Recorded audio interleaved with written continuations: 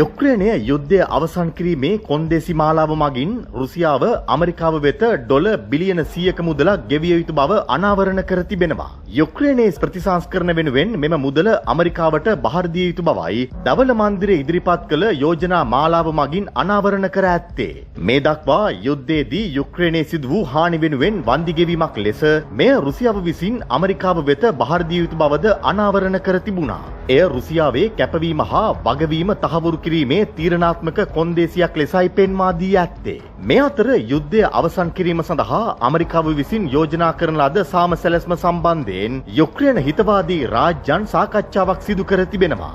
බ්‍රහස්පතින්දා වන විට යුක්‍රේනය තම කරුණු 28ක සැලැස්ම පිළිගත යුතු බවට ඇමරිකානු ජනාධිපති ඩොනල්ඩ් ට්‍රම්ප් කළ ඉල්ලීමට විකල්ප යෝජනා ලබා දීම සඳහායි මෙම සාකච්ඡාව කැඳවා තිබුණේ. ඇමරිකානු ජනපතිවරයාගේ නව ප්‍රකාශයන් මගින්ද යෝජනා 28 අවසානයේ නොවන අතර සාම සාකච්ඡා සඳහා පදනමක් ලෙස ඒවා භාවිත කළ හැකි බව පවසා තිබුණා. මේ අතර ඇමරිකානු රාජ්‍ය ලේකම් මාර්කෝ රූබියෝද ජිනීවා වෙත ගමන් කර ඇති බවයි ඇමරිකානු රාජ්‍ය දෙපාර්තමේන්තු නිලධාරියෙකු සඳහන් කළේ. මෙහිදී යුක්‍රේනයට පනවා ඇති කොන්දේසි එරට යටත් වීමකට සමාන බව යුරෝපා සංගමය, ජර්මනිය, ප්‍රංශය, බ්‍රිතාන්‍ය, කැනඩාව, නෙදර්ලාන්තය, ස්පාඤ්ඤ, ෆින්ලන්තය, ඉතාලිය, ජපානය සහ නෝර්වේ යන රටවල් පෙන්වා දී තිබුණා. එබැවින් කෙටුම්පත සඳහා විකල්ප යෝජනා අත්‍යවශ්‍ය බවයි අවධාරණය කර ඇත්තේ. යුක්‍රේනය විසින් සාමය සඳහා එකඟ වුවද රුසියාවට යටත් නොවන බව යුක්‍රේනය දන්වා ඇති අතර රුසියාව සාකච්ඡා සඳහා මෙම එකඟතා මත මූලික පියවර තැබිය යුතු බව දැනුම් දී තිබෙනවා. වෙනිසුලානු ජනාධිපති නිකොලස් මදුරෝගේ රජයට එරෙහි මෙහෙයුම්වල නව අදියරක් ආරම්භ කිරීමට ඇමරිකාව සූදානමින් සිටින බව රොයිටර් පුවත් සේවය වාර්තා කර තිබෙනවා. ඇමරිකානු හමුදා නිලධාරීන් දෙදෙනෙකු පැවසුවේ රහසිගත මෙහෙයුම් මදුරෝට එරෙහි නව ක්‍රියාමාර්ගයේ පළමු කොටස විය හැකි බවයි. ඇමරිකාවට මද්ද්‍රව්‍ය ගලා ඒම නැවැත්වීමට සහ වගකිව යුත්තන් නීතිය හමුවට පැමිණවීමට උපරිම බලයක් භාවිත කිරීමට ජනාධිපති ට්‍රම්ප් සූදානමින් පසුවන බවයි අනාවරණ කර තිබුණේ. මෙහිදී සලකා බලන විකල්ප අතරට නිකොලස් මදුරෝ බලයෙන් පහ කිරීමට උත්සාහ කිරීමද ඇතුළත් බව ඇමරිකානු නිලධාරීන් රොයිටර් පුවත් සේවයට පවසා තිබෙනවා. 2013 සිට බලයේ සිටින නිකොලස් මදුරෝ තමා නෙරපා හැරීමට දරන ඕනෑම උත්සාහයක් වෙනිසුලා හමුදා විසින් වළක්වනු ඇතැයි අවධාරණය කර තිබෙනවා. මේ අතර ඇමරිකාවේ නව පියවර නිවේදනය කිරීම සමග ජාත්‍යන්තර ගුවන් සමාගම් 3ක් වෙනිසුලාවෙන් පිටත් වන ගුවන් ගමන් අවලංගු කර තිබෙනවා. ෆ්ලයිට් රේඩාර් 24 සහ සයිමන් බෙලිව මයිකෙටියා ජාත්‍යන්තර ගුවන්තොටුපළේ නිල වෙබ් අඩවිය සඳහන් කළේ බ්‍රසීලයේ ගෝල්, කොලොම්බියාවේ අවියන්කා සහ පෘතුගාලයේ ටැප් එයා යන ගුවන් ගමන් දැනටමත් අවලංගු කර ඇති බවයි. ජපානය සමග වර්ධනය වී ඇති ආතතිකාරී තත්ත්වයන් මැද්දේ චීනය විසින් නව යුද අභ්‍යාසයක් නිවේදනය කර තිබෙනවා. බොහායි සහ කහමුහුදේ ඇතැම් ප්‍රදේශවල සජීවී වෙඩි තැබීමේ හමුදා අභ්‍යාස පවත්වන බවයි චීනය නිවේදනය කළේ. එම කාලය තුල නාවික කටයුතු සඳහා අදාළ මුහුදු කලාප වෙත පිවිසීම සීමා කර තිබෙනවා. මේ අතර වැරදි මාවතේ ගමන් වෙනුවට හැකි ඉක්මනින් තම වැරදි නිවැරදි කර ගන්නා ලෙස චීන විදේශ අමාත්‍ය වැන් ජී ජපානයෙන් ඉල්ලීමක් කර තිබෙනවා. චීන කොමියුනිස්ට් පක්ෂයේ මධ්‍යම කාරක සභාවේ දේශපාලන කාර්යාංශයේ සමාජිකයෙකුද වන වැන් ජී සඳහන් කළේ ජපානය එම වැරදි අඛණ්ඩව කරගෙන යන්නේ නම් යුක්තිය වෙනුවෙන් පෙනී සිටින සියලුම රටවලට ඊට එරෙහිව පියවර ගැනීමේ අයිතියක් ඇති බවයි. එහිදී ජපානයේ ඓතිහාසික අපරාධ නැවත පරීක්ෂා කිරීමට අයිතියක් ඇති අතර ජපාන් මිලිටරිවාදයේ නැවත නැගිටීම අධිෂ්ඨානශීලීව වැළැක්වීමේ වගකීම ඇති බවත් පවසා තිබුණා. සිය අභ්‍යන්තර කටයුතු වලට මැදිහත් වීමට චීනය කිසිවෙකුට ඉඩ නොදෙන අතර එවන් බෙදීමක් හෝ කැළඹීමක් ඇති කිරීමට කිසිවෙකුටත් අවස්ථාවක් හිමි නොවන බවයි අවධාරණය කළේ. තායිවාන ප්‍රශ්නය සම්බන්ධයෙන් චීනයේ ප්‍රතිපත්තිමය ස්ථාවරය නොවෙනස් අතර එය වෙනස් කිරීමට ජපානයට නොහැකි බවද දැනුම් දී තිබෙනවා. ජර්මනු චාන්සලර් ෆ්‍රෙඩරික් මර්ස් යුරෝපයේ ශක්තිමත්ම හමුදාව ගොඩනැගීමට පියවර ගනිමින් ඇතැයි අනාවරණ කර තිබෙනවා. ජර්මනු පාර්ලිමේන්තුව විසින් සම්මත කළ නව පනතක් මගින් ජර්මනිය යුරෝපයේ ශක්තිමත්ම හමුදාව ලෙස වර්ධනය කිරීමේ පියවර ඉදිරියට ගෙන යමින් ඇති බවයි වාර්තා කළේ. රුසියාවෙන් එල්ලවන තර්ජනය සහ ඇමරිකානු විදේශ ප්‍රතිපත්තියේ සැලකිය යුතු වෙනසක් හමුවේ ජර්මනියේ හමුදා ශක්තිමත් කරනු ඇතැයිද එම වාර්තාවේ සඳහන්. මෙහිදී සිදු කරන නව ප්‍රතිසංස්කරණ මගින් 2035 වන විට ජර්මානු හමුදාවේ සොල්දාදුවන් සංඛ්‍යාව 2,60,000 දක්වා වැඩි කිරීමට උත්සාහ කරනු ඇති. මෙහි පළමු අදියරේදී හමුදා සමාජිකින් ස්වේච්ඡාවෙන් බදවා ගැනීම කෙරෙහි අවධානය යොමු කරනු ඇති අතර මාසික ආරම්භක වැටුප යූරෝ 2,600ක් ලෙස පවතිනු ඇති බවයි අනාවරණ කර ඇත්තේ. එහිදී ප්‍රමාණවත් පිරිසක් සේවයට එක් නොවන්නේ නම් වයස අවුරුදු 18ට වැඩි සියලුම දෙනා හමුදා සේවයට කැඳවීමේ අයිතිය රජය වෙත පවරා තිබෙනවා. රුසියාව ආසන්නයේදී නේටෝ රාජ්‍යයක් ආක්‍රමණය කළ හැකි බවට වන සැකය මතයි මෙම පියවර අනුගමනය කරමින් ඇත්තේ. ඉරානය දශක ගණනාවකින් පසු ඇති වූ දරුණුතම ජල අර්බුදයට මුහුණ දෙමින් ඇති බැවින් එරට අගනුවර අවදානමකට ලක් වෙමින් ඇතැයි අනාවරණ කර තිබෙනවා. ඉරානය මුහුණ දෙන හානිකර නියගය අඛණ්ඩව පැවතුනහොත් මිලියන 10කට අධික ජනගහනයක් සිටින ටෙහෙරාන් නගරය ඉක්මනින්ම ජනාවාස නොවන තත්වයට පත්විය හැකි බවටයි අනතුරු වඟවා ඇත්තේ. දෙසැම්බර් මාසය වන විට වර්ෂාපතනය නොලැබුණහොත් ටෙහෙරානයේ ජල සැපියුම් නවතා දැමීමට සිදුවනු ඇති බවට ඉරාන ජනාධිපති මසුඩ් පෙෂෙස්කියන් අනතුරු වඟවා තිබෙනවා. අපේක්ෂිත ලෙස වැසි නොලැබුණහොත් කිසිදු ආකාරයකින් ජලය නොලැබෙනු ඇති අතර පුරවැසියන්ට ටෙහෙරානයෙන් ඉවත්වීමට සිදුවනු ඇතැයිද අනතුරු වඟවා තිබුණා. 2021 දී වර්ධනය වූ ජලහිගිය දකුණු කුසෙස්තාන් පළාතේ ප්‍රචණ්ඩ විරෝධතා ඇති කළ අතර නැවතත් එවන් අවදානමක් මතුවෙමින් ඇති බවයි පෙන්වා දී ඇත්තේ. දශක ගණනාවක් පුරා පැවති දුර්වල කළමනාකරණය, අධික ලෙස වේලි ඉදිකිරීම, නීති විරෝධී ලිං කැණීම් සහ අකාර්යක්ෂම කෘෂිකාර්මික පිළිවෙත් හේතුවෙන් ඉරානයේ ජල මූලාශ්‍ර තුරන්ව ගොස් තිබෙනවා. ඉරාන වැසියන් දැනටමත් අඩපණ වූ ආර්ථිකයක පීඩා විඳින අතර රටේ මතභේදාත්මක න්‍යෂ්ටික වැඩසටහනට සම්බන්ධ සම්බාධක ඊට මුල්ව ඇති බවයි වාර්තා කළේ. ඒ හරහා වර්ධනය විය හැකි අවදානම් ඉරාන පාලනයට එරෙහි තර්ජනයක් මතු කළ හැකි බවටද අනතුරු වඟවා තිබෙනවා. ඩුබායි ගුවන් ප්‍රදර්ශනයේදී ඉන්දියාවේ තේජාස් ප්‍රහාරක යානයක් අනතුරට පත්වීම එම යානය අපනයනය කිරීමේ ඉන්දියානු අපේක්ෂාවන්ට බලපෑම් එල්ල කර තිබෙනවා. ගෝලීය අවිගැනුම්කරුවන් ඉදිරියේදීම යානය අනතුරට ලක් වූ බැවින් යානය සඳහා ඉල්ලුම සැලකිය යුතු ලෙස පහත වැටී ඇති බවයි අනාවරණ කළේ. මෙම යාන අනතුරට හේතුව මේ දක්වා අනාවරණ වී නොතිබුණද එය යානය පිළිබඳ විශ්වාසනීයත්වයට පහරක් එල්ල කර ඇති බවයි දැනුම් දී ඇත්තේ. දශක 4ක් පුරා සිදු කළ සංවර්ධනයකින් පසු විදේශයන් වෙත ජෙට් යානය අලෙවි කිරීමට ඉන්දියාව දරන උත්සාහයන් මෙම අනතුර සමග බරපතල ගැටලුවකට ලක්ව තිබෙනවා. මේ අතර අනතුරෙන් මිය ගිය වින් කමාන්ඩර් නාමන් සයාල්ට ඉන්දිය රජය විසින් උපහාර දක්වා තිබෙනවා. ගුවන් සංදර්ශනය අතරතුර ඔහුගේ යානය අනතුරට පත් වූ අතර ඊට පෙර යානයෙන් ආරක්ෂිතව ඉවත්වීමට ගුවන් නියමුවා අසමත්ව තිබුණා.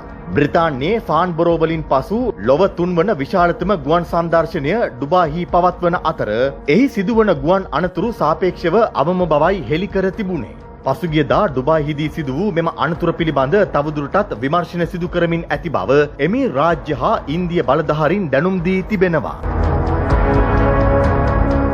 ගාසා තීරයේ යුද්ධය නවතා දැමීමේ සටන් විරාමයක් ක්‍රියාත්මක වුවද ඊශ්‍රායල ප්‍රහාර අඛණ්ඩව එල්ල වෙමින් ඇතැයි චෝදනා කර තිබෙනවා. ජගත් සංවිධානය හමුවේ කරුණු දක්වමින් සඳහන් කළේ ඊශ්‍රායල හමුදා දෛනික වශයෙන් ගාසා තීරයේ ඉලක්ක වෙත පහර දෙන බවයි. ගාසා වැසියන් වෙත මානුෂීය ආධාර අඛණ්ඩව ලබා දෙමින් තිබුණද ආරක්ෂිතව ජීවත් වීමේ හිමිකම මේ දක්වා ලැබී නැතැයිද අවධාරණය කර තිබුණා.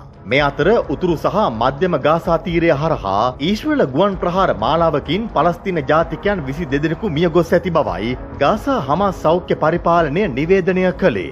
නේවාසික නිවාස ඇතුළුව ස්ථාන 5ක් ප්‍රහාරවලට ලක්ව ඇති අතර මියගිය අය අතරට ජ්‍යෙෂ්ඨ හමාස් අණදෙන නිලධාරියෙකුද වන බවයි පිළිගෙන ඇත්තේ. ගාසා තීරයේ කහ රේඛාව ලෙස හඳුන්වන ප්‍රදේශ සම්පූර්ණ ඊශ්‍රායල පාලනයේ යටතේ පවතින බව ප්‍රකාශයට පත් කිරීමෙන් පසු සන්නද්ධ ත්‍රස්තවාදියෙකු හමුදා සමාජිකයන්ට වෙඩි තැබූ බැවින් ගාසා තීරයේ ඉලක්ක වෙත පහර දුන් බවයි ඊශ්‍රායල හමුදාව නිවේදනය කළේ. සති 6කට පෙර එකඟ වූ සටන් විරාම ගිවිසුම උල්ලංඝනය කිරීම සම්බන්ධයෙන් දෙපාර්ශ්වයේම එකිනෙකාට චෝදනා කරගෙන තිබෙනවා. සටන් විරාමය ක්‍රියාත්මක වීමෙන් පසු ඊශ්‍රායල ප්‍රහාර වලින් පලස්තීන ජාතිකයන් 310 දෙනෙකුට වැඩි පිරිසක් මිය ගොස් ඇති බවයි ගාසා සෞඛ්‍ය අමාත්‍යාංශය වාර්තා කර ඇත්තේ. අමරිකානු ජනාධිපති ඩොනල්ඩ් ට්‍රම්ප්ගේ සාමසැලැස්ම සම්මත වූහොත් රුසියාව යුක්‍රේන ගැටුමේ ජයග්‍රාහකයා බවට පත්වීමට නියමිත බව ස්ලෝවැක් අගමැති රොබර්ට් ෆීකෝ ප්‍රකාශ කර තිබෙනවා. රුසියාව සමග ඇති යුද්ධය අවසන් කිරීම සඳහා වන සිය නවතම කෙටුම්පත් සැලැස්ම අමරිකාව යුක්‍රේනයට ඉදිරිපත් කර ඇති අතර දැමීමට නොහැකි බවයි දැනුම් දී ඇත්තේ. යුරෝපා සංගමය වෙත හංගේරියාව හා ස්ලෝවැකියාව විසින් කල්තබා මෙම අවදානම හෙළි කළ අතර එය යථාර්ථයක් වී ඇති බවයි රොබර්ට් ෆීකෝ පෙන්වා දුන්නේ. රුසියාව සමග එකඟතාවයකින් යුද්ධය අවසන් කරන්නයි යුරෝපා සංගමයට හා වොලොදිමිර් සෙලෙන්ස්කිට සිදු කළ යෝජනා අඛණ්ඩව ප්‍රතික්ෂේප කෙරුණද මේ වන විට වඩාත්ම හානිකර කොන්දේසි පිළිගනිමින් යුද්ධය අවසන් කිරීමට සිදුව ඇති බවද පෙන්වා දී තිබෙනවා. ඒ අනුව යුක්‍රේනය සහ බටහිර යුරෝපීය ආධාරකරුවන් විසින් අඛණ්ඩව ප්‍රතික්ෂේප කරන ලද කොන්දේසි 28කින් යුත් ලේඛනයක් පිළිගැනීමට යුක්‍රේනයට යනු අග්‍රාමාත්‍යවරයා පවසා තිබෙනවා.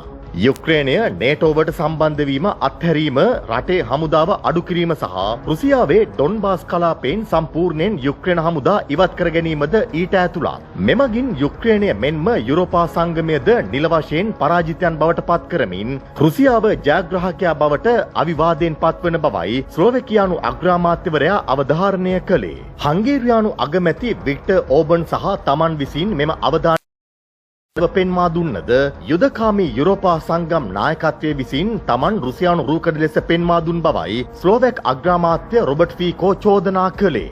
බ්‍රැටිස්ලාවාහි පැවති මාධ්‍ය හමුවකදී රොබර්ට් ෆීකෝ අමරිකානු යෝජනාවලියට කොන්දේසි විරහිතව සහාය දක්වා තිබුණා. භූමියද අහිමි කර ගනිමින් යුක්‍රේනයේ පරාජය වන තත්වයට එරට ගෙන ඒමට මූලික වූයේ යුරෝපා සංගමේ දුර්වල විදේශ ප්‍රතිපත්තිය බව පවසමින් මෙහිදී දැඩි චෝදනාවක්ද එල්ල කර තිබෙනවා. ගැටුමේ මුල් අවදියේ ඉස්තාන්බුල් සාකච්ඡා අතරතුර ඇති කරගත් මූලික ගිවිසුම තුළ යුක්‍රේනයට සීමිත කොන්දේසි සහිතව යුද්ධය අවසන් කිරීමට අවස්ථාවක් තිබූ බවයි අනාවරණ කළේ. කෙසේ වෙතත් යුරෝපා සංගමය හා බ්‍රිතාන්‍යයේ එවක හිටපු අගමැති බොරිස් ජොන්සන් විසින් යුක්‍රේනය සාකච්ඡාවෙන් ඉවත් කරගත් අතර මෙවන් දරුණු පරාජයක් සඳහා මාවත විවර කිරීමට මුල් වූ බවයි පෙන්වා දී ඇත්තේ. යුද්ධයෙන් රුසියාව විනාශ කිරීමේ සැලසුම් පැහැදිලිව අසාර්ථක වී ඇති බැවින් මොස්කව් යුද්ධයේ ජයග්‍රාහකයා ලෙස කොන්දේසි හා ඉල්ලීම් දිනාගනු ඇතැයිද පවසා තිබෙනවා. මෙහිදී රුසියාවේ ජයග්‍රහණය තුළින් අසාමාන්‍ය ලෙස ශක්තිමත් වූ බලයක් ලෙස රුසියාව යුද්ධයෙන් පසු මතුවනු ඇතැයිද රොබර්ට් ෆීකෝ අවධාරණය කළා. මේ අතර හංගේරියානු අගමැති වික්ටර් ඕබන්ද ඩොනල්ඩ් ට්‍රම්ප්ගේ කරුණු 28ක සාමසැලැස්ම පිළිගෙන තිබෙනවා. මෙය යුක්‍රේනය මෙන්ම යුරෝපා සංගමේ නායකයන්ගේ පරාජයක් වන අතර කොන්දේසි පිළිගෙන යුද්ධය අවසන් කිරීම හැර විකල්ප නොමැති බවයි අවධාරණය කළේ. යුක්‍රේනය දැවැන්ත පරාජයක් වෙත ගෙන යාමට මුල් වූ යුරෝපා සංගමය රුසියාවට වඩා යුක්‍රේනයට සතුරු පාර්ශවයක් ලෙසයි නම් කර තිබුණේ. මේ අතර ඇමරිකාවේ යෝජිත සැලැස්ම කියව්හි බටහිර යුරෝපීය ආධාරකරුවන් විසින් යුක්‍රේනය යටත්වීමක් ලෙස සලකනු ලබන බව වාර්තා කර තිබෙනවා. යුද්ධයට පක්ෂපාතී යුරෝපා සංගම් නායකයන් දැන් කෙටුම්පතට යෝජනා ඉදිරිපත් කිරීම මුවාවෙන් අවදානම වැළැක්වීමට තැත් කරන බවයි වාර්තා කර ඇත්තේ. මේ පිළිබඳ බ්‍රිතාන්‍ය, ප්‍රංශය, ජර්මනිය, කැනඩාව හා යුරෝපා සංගමේ රටවල් ගණනාවක නියෝජිතයන් යුක්‍රේනය හා සාකච්ඡා සිදු කරමින් ඇතැයිද හෙළි කර තිබෙනවා. ඇමරිකානු සැලැස්ම තමන් වෙත ලැබුණු බව මොස්කව් තහවුරු කර ඇති අතර යෝජනාව තවමත් සවිස්තරාත්මකව සාකච්ඡා කර නොමැති බවයි අවධාරණය කළේ. එය අවසාන සාම විසඳුමක පදනම බවට පත්විය හැකි බව රුසියානු ජනාධිපති ව්ලාදිමිර් පුටින් දැනුම් දී තිබෙනවා. යුක්‍රේන හමුදා විසින් රුසියාවේ මොස්කව් අගනුවර කලාපය ඉලක්ක කර ගනිමින් ප්‍රබල ප්‍රහාර මාලාවක් එල්ල කර තිබෙනවා. මිසයිල් හා ඩ්‍රෝන් යාන යොදා ගනිමින් රුසියාව තුළට එල්ල කළ ප්‍රහාරයක් අතරතුරයි මොස්කව් අගනුවර කලාපය ඉලක්ක කර ගනිමින් මෙම ප්‍රහාරය එල්ල වී තිබුණේ. මේ සමග මොස්කව් නගරයේ ආසන්න තාප පහර දී ඇති අතර එමගින් බලාගාරය සම්පූර්ණයෙන් විනාශ වී ඇති බවයි රුසියානු මාධ්‍ය වාර්තා කළේ. මෙහිදී බලාගාරයේ ප්‍රධාන පද්ධති තුන ඉලක්ක කිරීමෙන් පසු විශාල ගින්නක්ද හටගෙන තිබුණා. අඛණ්ඩව එල්ල කරන ලද ප්‍රහාර මැද්දේ ක්‍රෙම්ලිනයට කිලෝමීටර 120ක් නැගෙනහිරින් පිහිටි ශතුරා බලාගාරය සම්පූර්ණයෙන් අක්‍රිය වී තිබෙනවා. මෙය රුසියාව තුළට එල්ල වූ දරුණුතම යුක්‍රේන ප්‍රහාර වලින් එකක් වන අතර එය වළක්වා ගැනීමට ගුවන් ආරක්ෂක පද්ධති අසමත්ව ඇති බවයි වාර්තා කළේ. මොස්කව් කලාප ආණ්ඩුකාර ඇන්ඩ්‍රි වොර්බියෝව් ප්‍රහාරයේ බරපතල භාවය තහවුරු කළ අතර දසදහස් ගණනකට විදුලි සැපයුම් හා තාප සැපයුම් බිඳ වැටී ඇතැයිද අනාවරණ කළා. චතුරා බලාගාරයේ බලශක්ති ජනන පද්ධති තුනම පූර්ණ විනාශයකට ලක්ව ඇති බැවින් විදුලිය හා තාප සැපයුමට සැලකිය යුතු බාධාවක් මතුවිය හැකි බවයි නිවේදනය කර ඇත්තේ. රුසියාව යුක්‍රේනයේ විදුලි හා තාප යටිතල පහසුකම් විනාශ කරමින් සිටින අතර කියව් මේ දක්වා වැඩි වශයෙන් අවධානය යොමු කර තිබුණේ රුසියාවේ ඉන්ධන පිරිපහදු බොරතෙල් පර්යන්ත සහ ගෑස් නල මාර්ග වනසා දැමීමටයි. කෙසේ වෙතත් චතුරා බලාගාරය ඉලක්ක කිරීම සමග රුසියාවේ විදුලි බල පද්ධති වෙත නවතම යුක්‍රේන තර්ජනයක් එල්ල වෙමින් ඇති බවයි පෙන්වා දී ඇත්තේ. යුක්‍රේන ප්‍රහාරයෙන් රුසියාවේ බලශක්ති මධ්‍යස්ථානවල සිදු වූ පිපිරීම් වල දර්ශන මේ වන විට අනාවරණ කර තිබෙනවා. ප්‍රහාරයට යොදාගත් ඩ්‍රෝන් යානා ගණනාවක් රුසියානු හමුදා විසින් වළක්වා තිබුණද සුන්බුන් කඩා වැටීමෙන්ද හානි වාර්තා වෙමින් ඇතැයි දැනුම් දී තිබෙනවා. මොස්කව්හි දුම්රිය ස්ථානයකටද ප්‍රහාරයෙන් හානි සිදුව ඇති අතර ඒවා බරපතල නොවන බවයි ආණ්ඩුකාරවරයා ප්‍රකාශ කළේ. හිම මිදෙන අගය දක්වා උෂ්ණත්වය පහත වැටී ඇති රුසියානු කලාප කිහිපයකට නව යුක්‍රේන ප්‍රහාරයෙන් පසු ගැටලු මතුව තිබෙනවා. එම කලාප වෙත ජංගම තාප පද්ධති යොදවා ඇති බවයි වාර්තා කළේ. රුසියාවේ ශතුරා නගරයේ ජනගහනය 33000ක් පමණ වන අතර එහි ජනතාවට තාපය සැපීම මේ දක්වා අඩපණ ඇති බවයි රුසියානු හදිසි අවස්ථා අමාත්‍යාංශය උපුටා දක්වමින් කොමර්සන්ට් පුවත්පත වාර්තා කළේ. චතුරා බලාගාරය රුසියාවේ පැරණිතම බලාගාරයක් වන අතර බොල්ෂෙවික් විප්ලවයෙන් පසු ව්ලාදිමිර් ලෙනින් යටතේ එහි මෙහෙයුම් ආරම්භ කර තිබුණා. ගත වූ මාස කිහිපය තුළ රුසියානු ප්‍රහාර හේතුවෙන් යුක්‍රේනයේ ඇතැම් ප්‍රදේශවල නැවත නැවතත් විදුලිය හා තාප සැපයුම ඇනහිට තිබුණා. ඒ අනුව නව ප්‍රහාරය සමාන මට්ටමින් රුසියාව තුළ අවදානම් ඇති කිරීමේ යුක්‍රේන සැලසුමක අධීරයක් ලෙසයි නම් කර ඇත්තේ. මිලියන 22කට වඩා වැඩි ජනගහනයක් සහිත මොස්කව් සහ අවට කලාපයේ විදුලි හා තාප මධ්‍යස්ථානවලට මෙතෙක් යුක්‍රේන අවදානම් අවම මට්ටමක පැවති බවයි හෙළි කර තිබුණේ. කෙසේ වෙතත් චතුරා බලාගාරය මගින් ශීත ඍතුවේ මොස්කව් නගරයටද අවදානම් මතු කළ හැකි බවට අනතුරු ඇඟවීම් නිකුත් කර තිබෙනවා. රුසියානු ආරක්ෂක අමාත්‍යාංශය නිවේදනය කළේ ප්‍රහාරයට යොදාගත් යුක්‍රේන ඩ්‍රෝන් යානා 75ක් බිම හෙළූ බවයි. ඉන් 36ක් කළු මුහුදට ඉහළින් සහ කිහිපයක් මොස්කව් කලාපයට ඉහළින් බිම හෙළූ බවයි සඳහන් කළේ.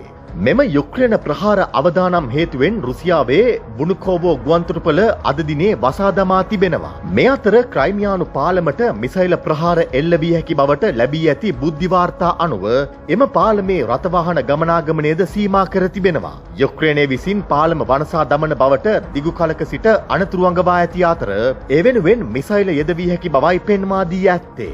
යුක්‍රේනය විසින් පාලම වනසා දැමුවහොත් විනාශකාරී ප්‍රතිචාර දක්වන බවටයි රුසියානු ජනපතිවරයා අනතුරු අඟවා ඇත්තේ.